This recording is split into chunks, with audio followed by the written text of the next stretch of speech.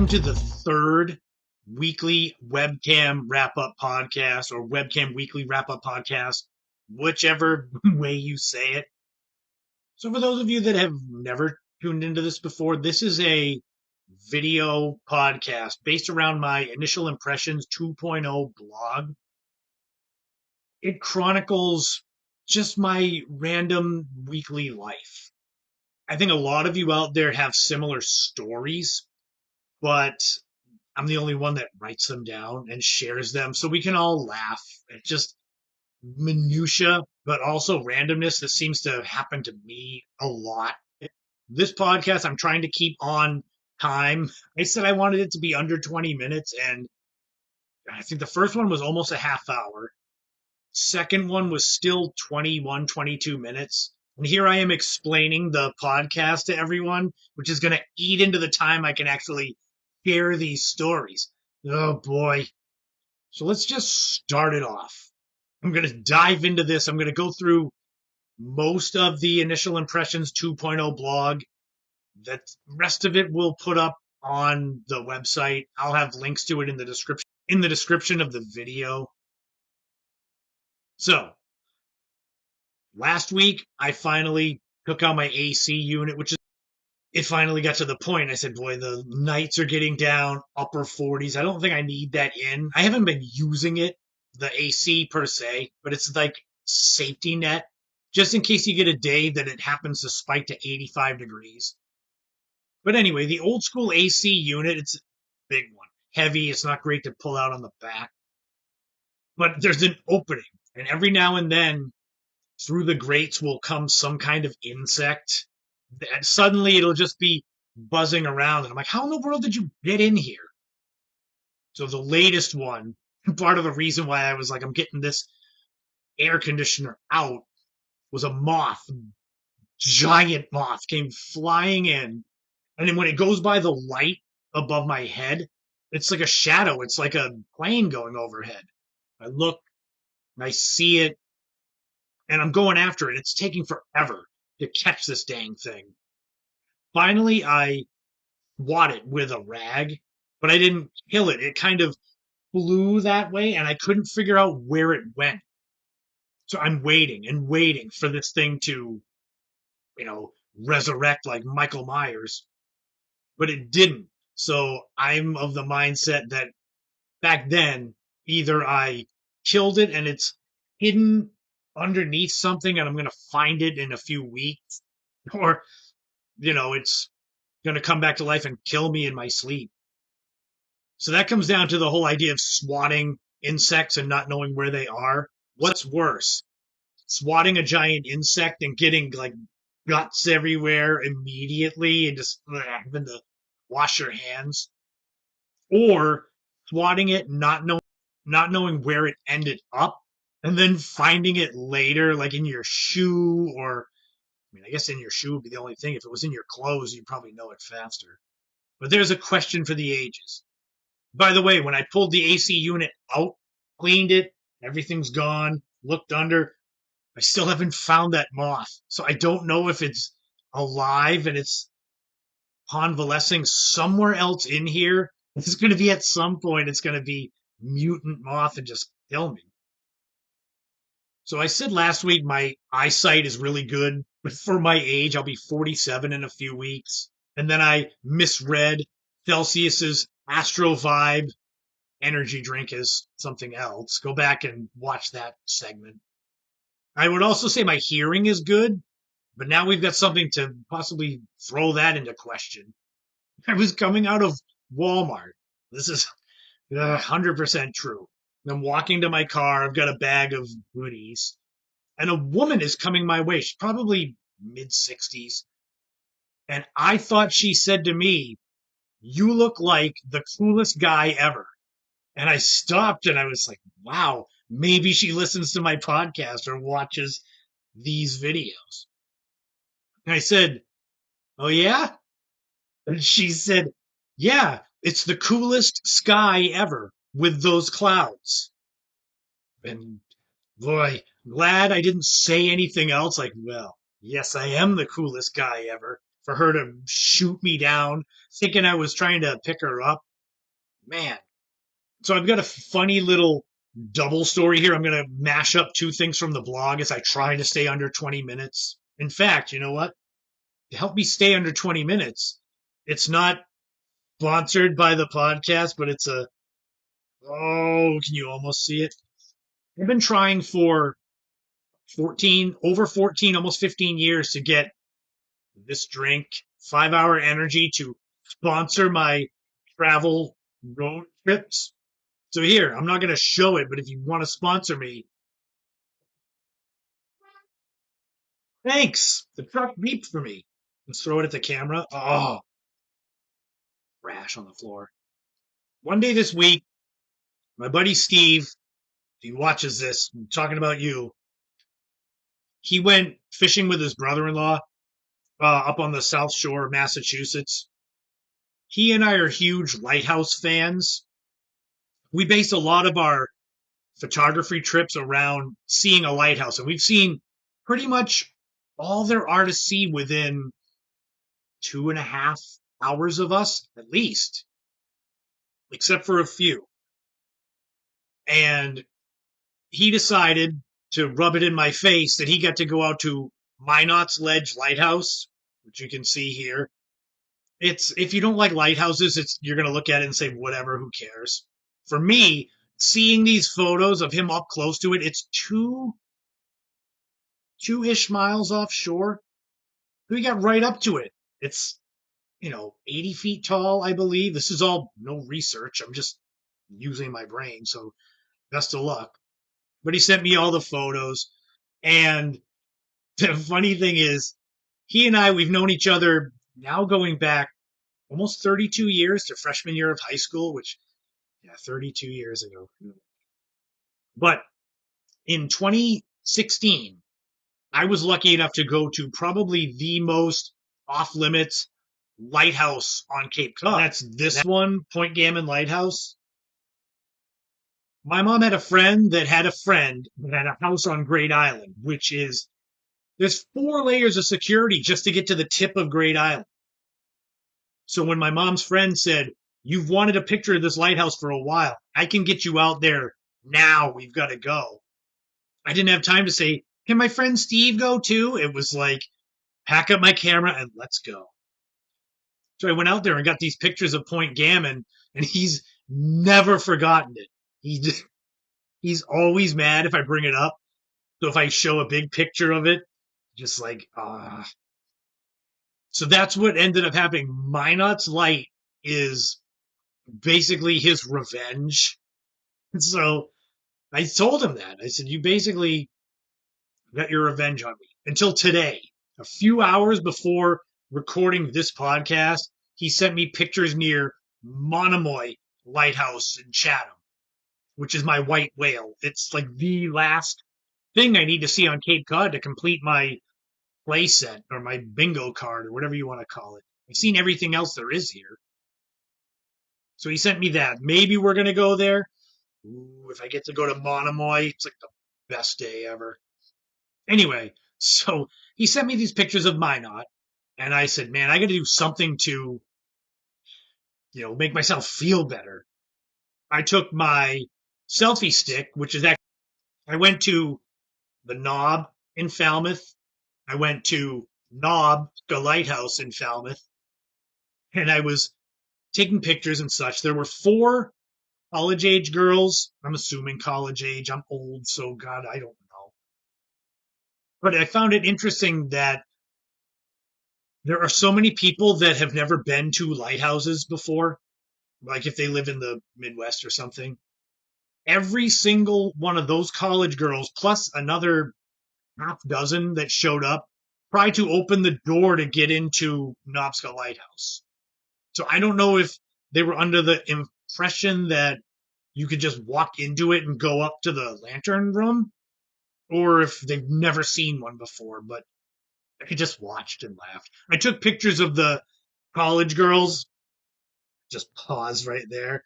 I took pictures of the college girls. I took pictures of them in front of the lighthouse.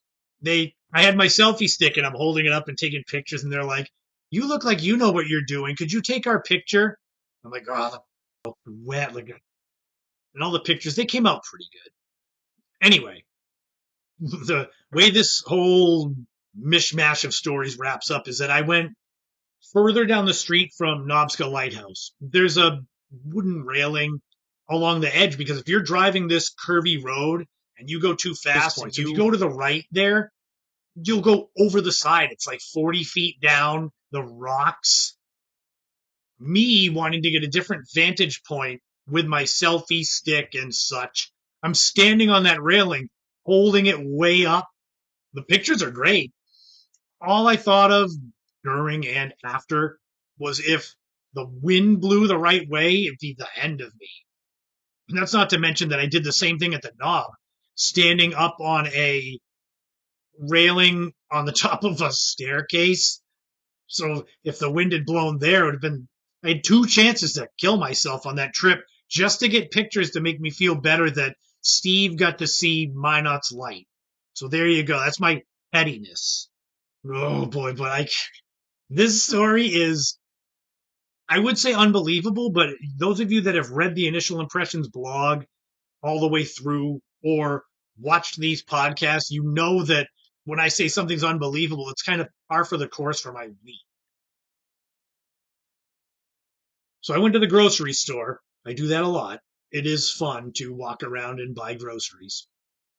So I'm going into a Shaw's, local Shaw's.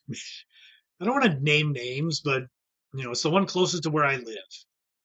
And I'm entering, going in to get one of the little hand carriages.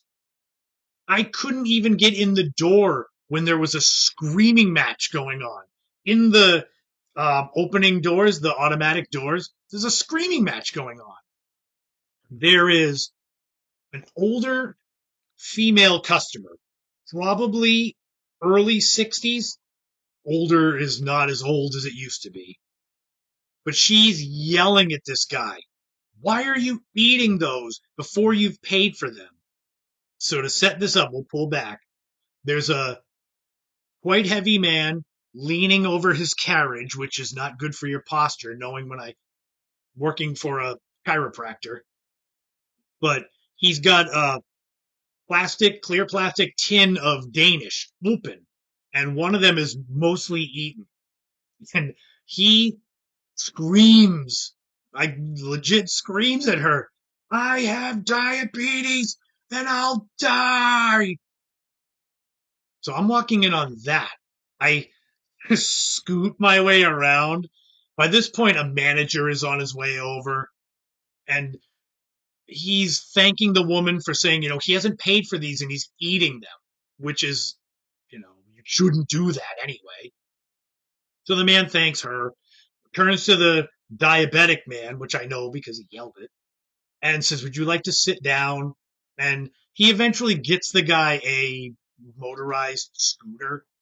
I am assuming he paid for these Danish, but man, I hadn't even gotten into the store, and it's like stuff you would see in those Walmart fail videos, just right there. Like, all right, well, that's going in the blog and on the podcast. If the sun starts to rise later in the day, I have a couple of days a week when I go to my day job, mind, body, spine, where it's dark out and it's dusk, and then the sun starts rising. It gives me a better chance to see animals. Usually it's basic ones. Maybe a raccoon, loads of rabbits, squirrels, of course, because they're everywhere. Every now and then I might see coyote, and I see a few deer. This day was funny because there was a deer.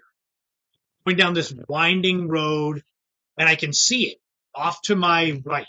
And it's a young male. He's got the antlers, cool looking. So there's no one around. It's 10 after 6 in the morning.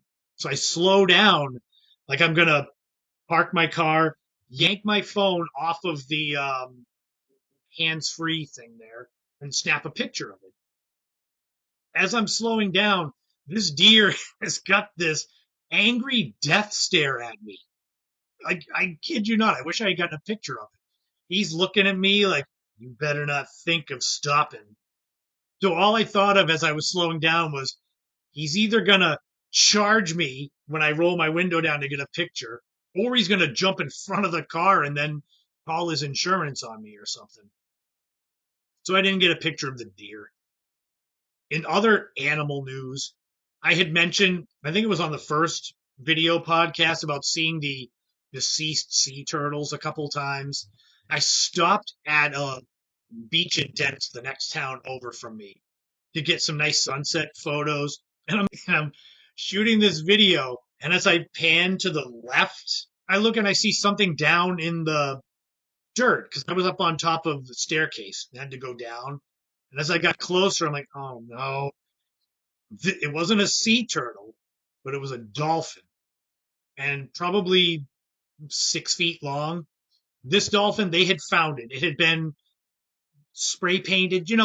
I've come to learn that these wildlife places, they kind of spray paint numbers on things so people know if they're going to go retrieve it. But this dolphins are usually gray. This was black. Ugh. I didn't take pictures of it, so I don't have any to share. So thankfully, at this point in my content career, which I mean, it's a lot of years, I finally have kind of crossed a threshold. I'm hoping that it's a continued trajectory and not brief, but I can now have advertisements on my podcast. I'm getting close to being able to monetize my YouTube channel, which, even if it's not a lot of money, saying that I can, make money off of this is all from my mind. And so to make even a little money from it would be great. And so I started getting ads sent to me that I have to approve. And I don't just put them up there just for the sake of it to just have money coming in. In fact, the first one I rejected because it didn't match my content was a Bible and Constitution podcast, which I'm all for all different varieties of podcasts because there's something for everyone. Mine's nostalgia. Not everyone likes Gen X nostalgia. I mean, you should, but whatever. But I figured it wouldn't match up if you're like going to listen to me talk about 1970s TV shows and different fast foods, and then there's Bible and Constitution ads. Probably be mixed messages at best. We'll end on some fun and heartwarming stuff. As I'm looking at this recording, I'm over the 20 minutes again because I can't stop talking. I hope you enjoy them, though, at least. I hope they're not too rambling. I'm a pretty decent storyteller, so I can, even if I weave off the road, I can kind of find the pathway back. My little niece, my youngest niece, she's my little BFF. I have so much fun with her. She's a ball of energy. And this week, when I saw her at my mother's house, it was a perfect mix of fun and also highlighting my age. Because when she sees me, I'm the fun uncle. I've always been that. Pat myself on the back. I model myself after my uncle Bob, who he was the one that, when I was growing up, was my fun uncle. So I try to be like him for my nieces and nephews. My littlest niece, she'll be 6 in March, and she wants to play. I brought my selfie stick. I said it's over there. So she immediately is like, oh, let's take pictures with it. So we were taking pictures, running around, shooting videos, some slow-mo, some time lapse and such. And what ended up happening was later on, she's still little enough that I can carry her on my shoulders, and she loved that. I ended up carrying her on my shoulders for at least 20 straight minutes, including standing in the finished basement with my sister Ashley, just standing there with her on my shoulders. And she's fidgety and moving around, and she's basically controlling me like Ratatouille. She's like, walk this way, walk that way. And then she's tall enough that she can grab stuff off of my sister's shelves. It was so much fun. But my neck is so sore. This was yesterday that I saw her. We took pictures, like trying to steal my sister's car and things. And the thing is, my neck was hurting at the time, but there's going to come a day that she's too big for me to carry on my shoulders and then too old to want to hang out with me. So it's like you take advantage of that when you can. Anytime she wants to play, do stuff, I always say yes, basically. My mother doesn't like that because it's like she owns me. My little niece is like, do this, and I say yes. But I'm of the mindset that I did it with my other nieces and nephews to different degrees, depending on how much I saw them. But I did the same thing. Just be the fun uncle so that when they're grown up, they have memories of me like I have of my Uncle Bob. And that's all I want. Speaking of nieces, I wanted to send a special birthday wish to my second niece. And it's coming up in a few days from when this video goes live. Emma is the type of smart that I should have been.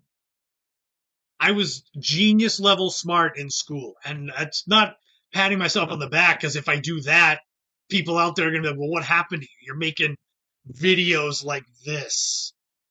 But she's so much smarter than I could have ever hoped to be. And we always have fun. She's definitely a very unique personality. I always have a blast because she's sort of sarcastic like me, but not quite. I don't think anyone could match my foolishness.